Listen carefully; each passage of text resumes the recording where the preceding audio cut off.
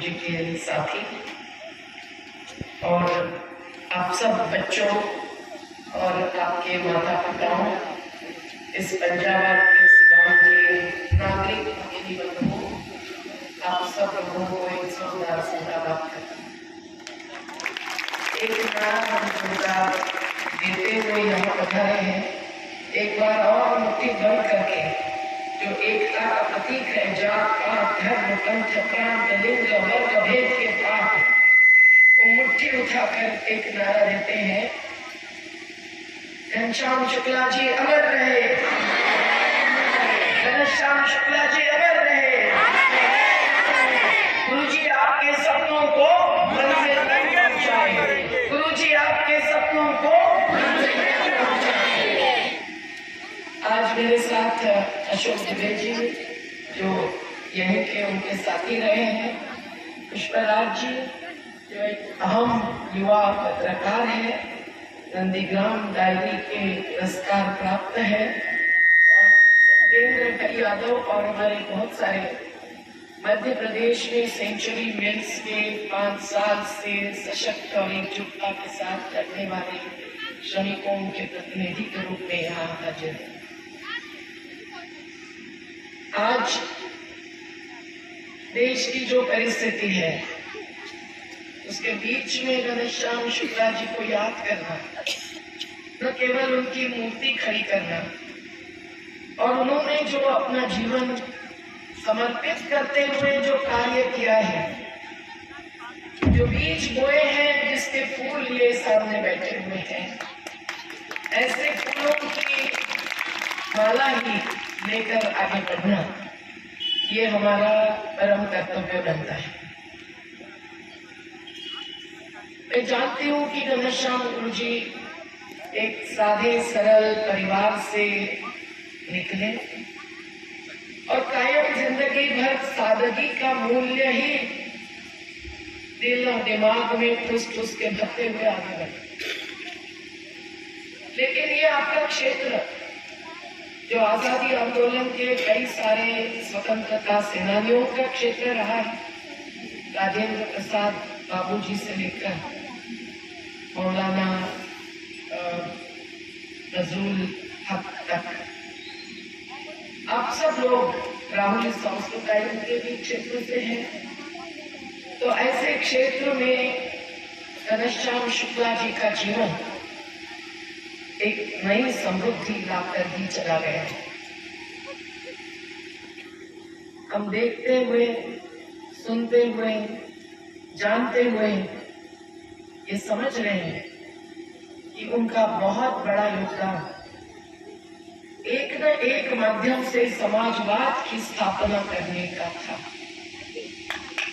तो समाजवादी साथी रहे, मेरा परिवार भी पूरा समाजवादी साथी होता है। श्रमिकों के बीच कार्य करते हुए मेरे पिताजी तो चले गए, जो भी आजादी के स्वतंत्रता सेनानी थे, लेकिन संघर्ष और निर्माण दोनों पथों पर एक साथ चलने का कार्य समाजवादी उनकी अहम भूमिका होती है और होनी चाहिए। हमारी भी जीवन चालाओं की झलके आपको देखने के लिए यहाँ रखी, पर जो कार्य घनश्याम जी ने करके दिखाया वो इतना निस्वार्थ से भरा हुआ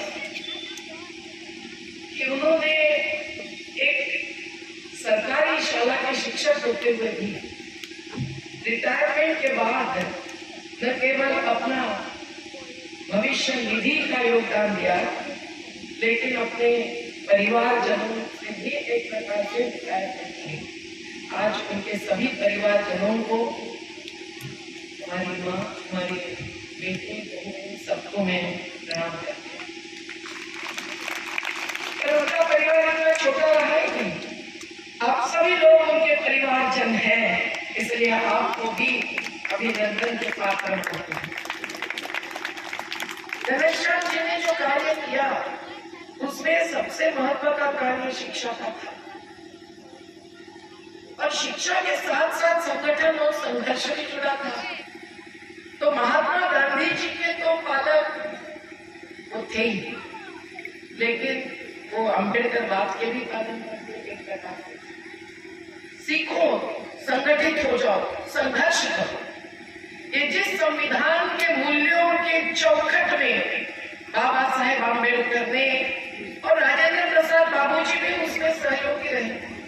संविधान को लोगों के प्रति, मतलब हम भारत के लोगों के प्रति अर्पित किया।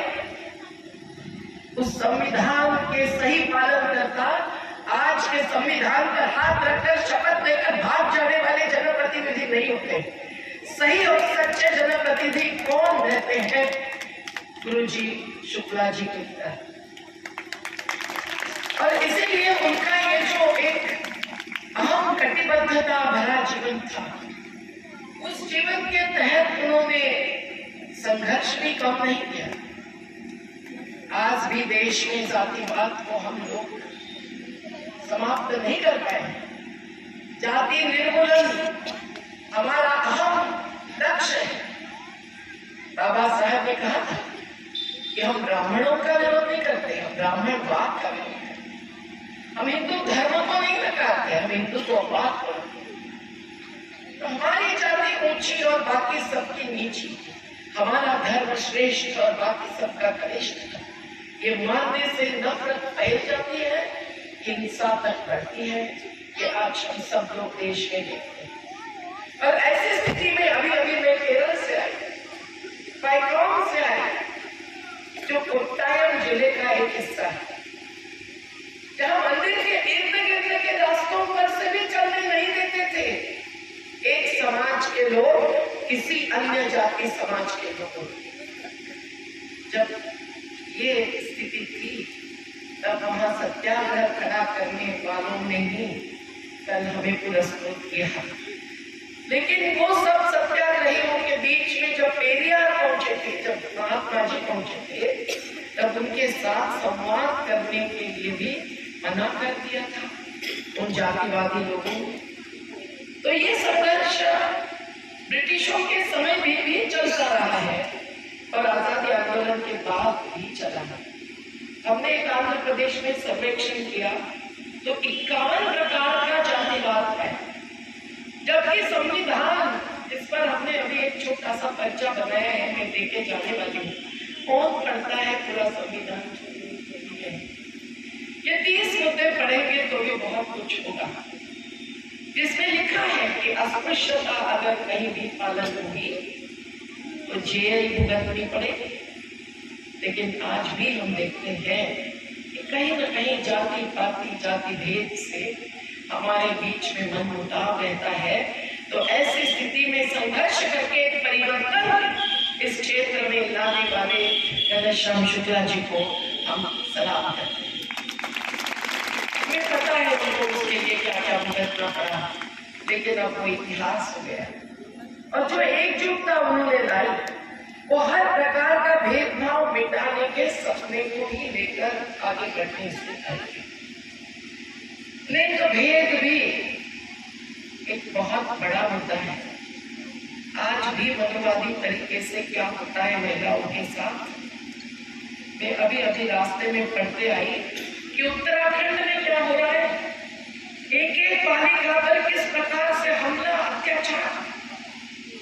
उत्तर प्रदेश में क्या हो रहा है, हमारे मध्य प्रदेश में क्या हो रहा है, एक जगह पर वो महाराष्ट्र के खैरलाल जी से उत्तर प्रदेश के हाथरस तक जहां अन्याय होता है और हम पहुंच जाते हैं और देखते हैं तो कहीं ना कहीं ये स्त्री और पुरुष में, बालक और बालिका में जो भेदभाव शुरू होता है वो बहुत ही दर्दनाक महसूस करते हैं।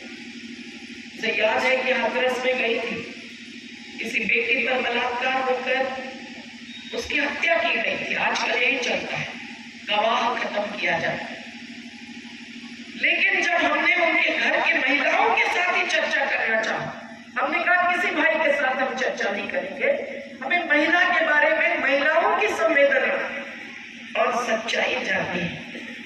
तो आपको बताओ कि वहां बाहर जो बहुत सारी पुलिस बैठे थे और हम गए तो इकट्ठे होते ही रहे, आगे होते हुए, लेकिन एक महिला पुलिस हमको मिलने के लिए आई और आंसू बहाते हुए कहते रही कि मैं भी एक महिला हूँ और मैं आपके साथ हूँ। और उसके बाद छोटे से छोटे बच्चियों पर भी होने वाले हमले वो मुझे खबर करती रही। तो कौन से जाति की कौन सी धर्म की महिला ये देखना नहीं। हमारी हर बालिका अपने अंदर का स्त्रीत्व जो करुणामय होता है, उस करुणा को लेकर अपना कर्तृत्व का पालन करने के लिए समझेगी कि इंसानियत क्या है।